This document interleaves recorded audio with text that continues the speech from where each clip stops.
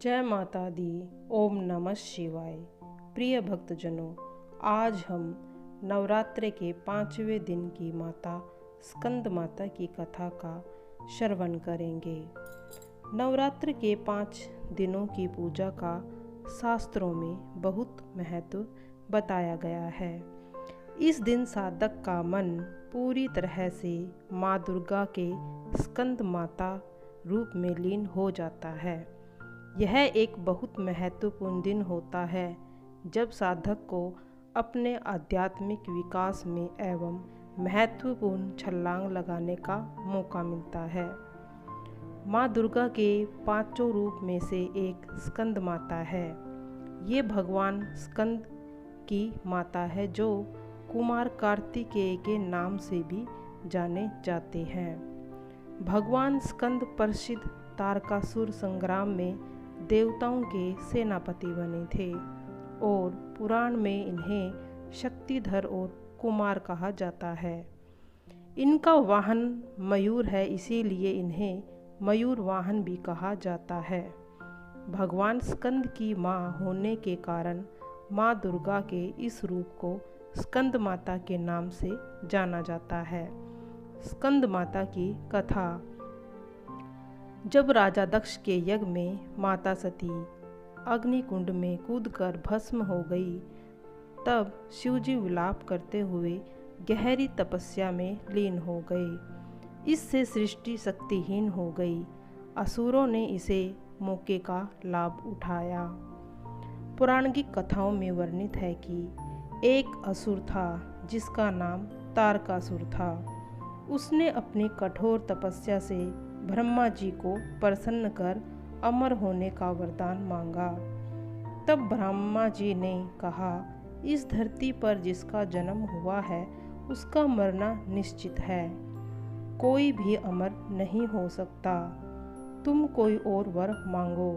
यह सुनकर तारकासुर बहुत दुखी हो गया। कुछ देर सोचने के बाद तारकासुर ने कुटिल मुस्कान के साथ कहा कि मुझे यह वरदान दीजिए कि मेरी मृत्यु भगवान शिव के पुत्रों के हाथ हो। ब्रह्मा जी ने कहा तथास्तु और अंतर्ध्यान हो गए। तारकासुर ने यह सोचा कि भगवान सती तो माता सती के वियोग में अनादि काल तक तपस्या में लीन रहेंगे और माता सती का स्थान शंकर जी किसी और को कभी नहीं देंगे, अतः वे तो अब विवाह नहीं कर पाएंगे। उसकी मृत्यु जो कि शंकर जी के पुत्रों के हाथ होनी है, बिना शिवजी के विवाह किए उसका जन्म लेना संभव नहीं है। एक प्रकार से तारकासुर स्वयं को अमर ही समझ बैठा था।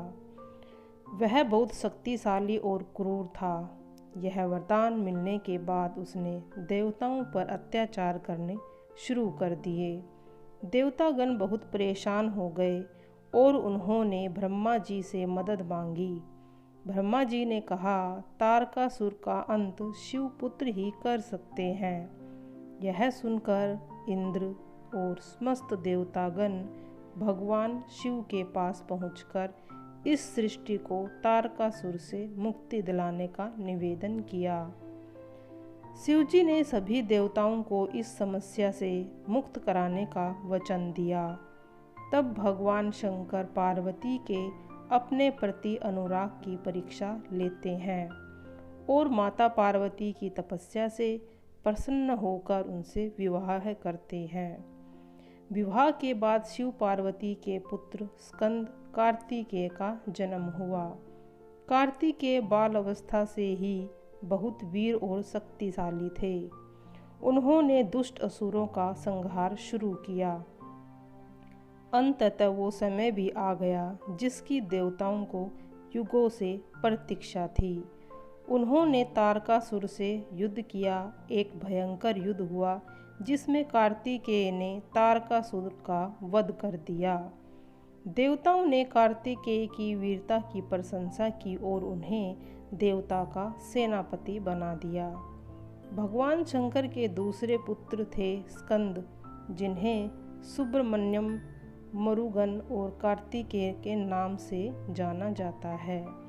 इसकी पूजा मुख्य रूप से दक्षिण भारत के राज्यों में होती है। ऐसी मान्यता है कि दक्षिण ध्रुव के निकटवर्ती प्रदेश उत्तरी कुरु के क्षेत्र में उन्होंने स्कंद नाम से शासन किया था। इनके नाम से ही हिंदू धर्म में एक पौराणिक कथा का नाम स्कंद पुराण भी है।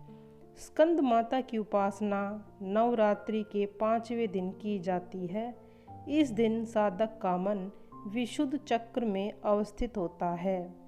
इनके विग्रह में भगवान स्कंद बालक के रूप में इनकी गोद में बैठे हुए हैं।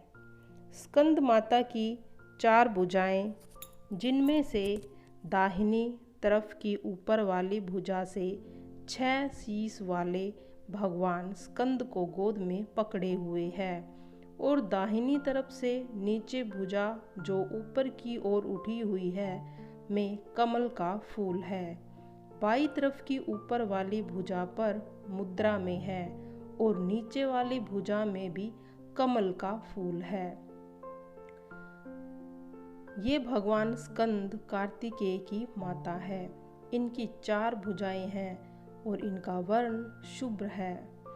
स्कंद माता का वर्णन शुभ्र है और कमल पर आसन पर विराजमान है, इसीलिए इन्हें पद्मासन देवी भी कहते हैं। इनका वाहन शिव है। स्कंद माता सूर्य मंडल की अधिष्ठात्री देवी है, इसीलिए उनका उपासक अलौकिक तेज और कांति से संपन्न हो जाता है। उनके आसपास के अलौकिक प्रभा मंडल अदृश्य भाव से सदा बना रहता है, जो उनकी रक्षा करता है और उनके योग क्षेम का निर्वाह करता है। नवरात्र पूजन के 5वें दिन का शास्त्रों में पुष्कल महत्व बताया गया है। इस चक्र में अवस्थित मन वाले साधक की समस्त बाहर की क्रियाओं एवं चित्तवृत्तियों का लोप हो जाता है। वह विशुद्ध चैतन्य स्वरूप की अग्रसर होता है। उसका मन समस्त लौकिक सांसारिक से मुक्त हो जाता है। स्कंद माता की उपासना से भक्त की सभी इच्छाएं पूर्ण होती हैं। स्कंद माता की उपासना भक्त के मन को शांति पहुंचाती है। स्कंद माता की उपासना नवरात्रि के 5वें दिन होती है और माता को केले का भोग लगाना चाहिए। माँ को केले का भोग लगाने से बुद्धि और में वृद्धि होती है। स्कंद माता की आरती। जय तेरी स्कंद माता, नाम 5वां तुम्हारा आता। सबके मन की जननी हो, जग जननी सबकी महतारी। तेरी जोत जलाता रहूं मैं, हरदम तुम्हें ध्याता रहूं। कई नामों से तुझे पुकारा, मुझे एक है तेरा सहारा। कहीं पहाड़ों पर है डेरा, कहीं शहरों में तेरा बसेरा। हर मंदिर में तू नजर आए, गुण गाए तेरे भक्त प्यारे। भक्ति अपनी मुझे दिला दो, शक्ति मेरी बिगड़ी बना दो। इंद्र आदि देवता मिल सारे, करें पुकारे तुम्हारे द्वारे। दूत्य दष्ट जब चढ़ कर आए, तुम ही खंडा हाथ उठाए। दासों को सदा बचाने आई, चमन की आस पुराने आई। जय हो स्कंद माता की।